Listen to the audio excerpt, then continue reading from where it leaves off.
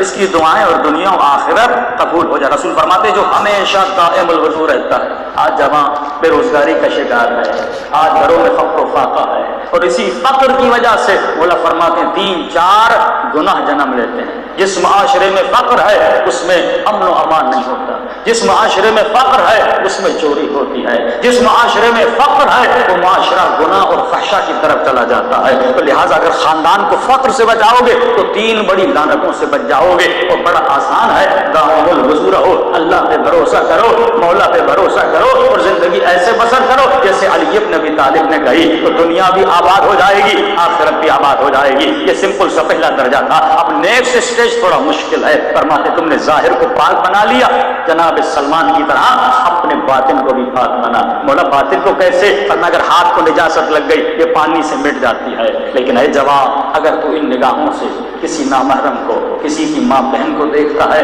تو آنکھیں نجس ہو جاتی۔ الامان و الحفیظ، بعض جوان ان ایام میں بھی شیطان کی گمراہی میں مبتلا رہتے ہیں۔ ایک جوان حرم امام رضا میں آیا، وہاں پہ گناہ کیا، حرم امام میں آیا، طواف کرتے ہوئے خواتین میں سے کسی خاتون پہ نگاہ پڑی، اس کو نگاہ حرام سے دیکھا، رات کو خواب کے عالم میں کیا دیکھتا ہے؟ امام رضا اپنے حرم میں تشریف فرما ہے اور کہتا میں نے امام کو سلام کیا، مولا نے اپنا چہرہ مجھ سے پھیر لیا، میں آگے بڑھا، خواب کے عالم میں دیکھتا، میں آگے بڑھا اور جس کرسی پر امام رضا بیٹھے تھے میں نے اپنے پاؤں سے اس کرسی کو ٹھوکر ماری، اور امام رضا جا کر زمین پہ گر پڑے۔ کہتا جیسے نیند سے اٹھا، عاشق امام رضا، عاشق اب آقا تھا، یہ رونے لگا کہ میں نے یہ خواب کے عالم میں کیا کیا؟ میں تو اپنی زندگی میں یہ سوچ بھی نہیں سکتا کہ اپنے امام کی کرسی کو ٹھوکر ماروں۔ بھٹکتا رہا، روتا رہا، ایک بہت بڑے عالم سے جا کر ملا، قبلہ میرے خواب کی تعبیر تو کیجیے، میں نے کیسی گستاخی کر دی؟ ارے میں تو جہنمی بن گیا، میں نے اپنے امام کی کرسی کو ٹھوکر ماری ہے۔ اس عالم نے کہا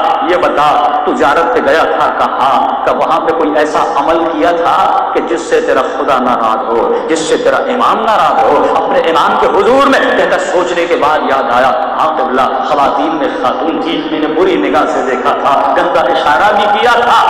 بس اس کا مطلب امام تجھے سمجھانا چاہتے ہیں جب تو ہمارے حضور میں گناہ کرتا ہے اس کی مثال ایسے ہے تو ہمارے بدن کی بہترامی کرتا ہے۔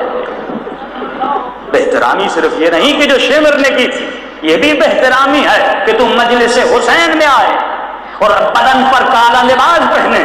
اے خاتون تو کالا لباس پہن کر چلے اور اس لباس کے اندر نگاہیں حرام میں مبتلا ہو جائیں، آوازیں حرام میں مبتلا ہو جائیں، کان حرام میں مبتلا ہو جائیں، تو دیکھ نہیں رہا۔ لیکن آقا مراشی نجفی فرماتے ہیں، امام زمانہ فرماتے ہیں، میں شب عاشور میں اپنے دادا حسین کے مصائب پہ روتا ہوں، لیکن اے مومنو جب تمہارے گناہوں کو دیکھتا ہوں تو تمہارے گناہ بالکل ایسے ہیں جیسے کسی کے زخموں پہ نمک چھڑکا جائے۔ میں کربلا کے زخموں کو دیکھتا ہوں پھر یہ سوچتا ہوں یہ زبان کالا لباس بھی پہن رہا ہے، حسین کی مجلس میں بھی آ رہا ہے، گریا بھی کر رہا ہے، لیکن فوراً گریے کرنے کے بعد یہ پھر گناہ میں مبتلا ہو جاتا ہے، گندی چیزوں میں مبتلا ہو جاتا ہے۔ کیا سکینہ کے تماچے لگنا تیرے لیے کافی نہیں تھا؟ کیا زینب کی چادر کا لٹنا کافی نہیں تھا؟ کیا حسین کے سر کا قلم ہونا کافی نہیں تھا؟ بھائی اور اہل بیت ہماری ہدایت کے لیے کیا کرتے کہ ہمیں جنتی بنا دے؟ وہ اپنے وجود کو اللہ کی راہ میں شہید کروا رہے ہیں تاکہ یہ جوان ہدایت پالے۔ تو فرمایا اپنے باطن کو بھی پاک کر دیا کر۔ اس رات میں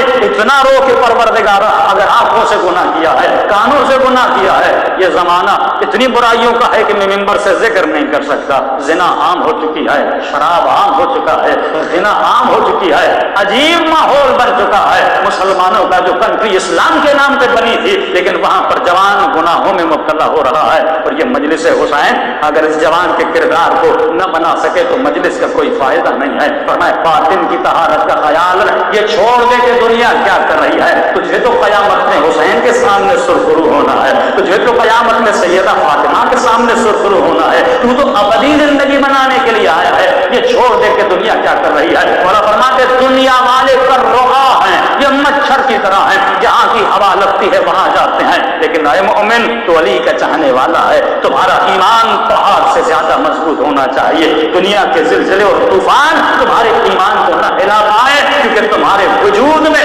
علی کی ولایت کا ستون لگا ہوا ہے۔ صلی اللہ علیہ وسلم